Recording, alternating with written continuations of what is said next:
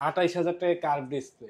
২৮,০০০ টাকা curve display 120 হার্জের screen refresh, যেটা এটার মডেল নেম হলো techno Camon 30s। 8GB RAM, 256GB storage, 8GB সাথে আরো 8GB র্যাম এক্সটেন্ড করা যাবে টোটাল।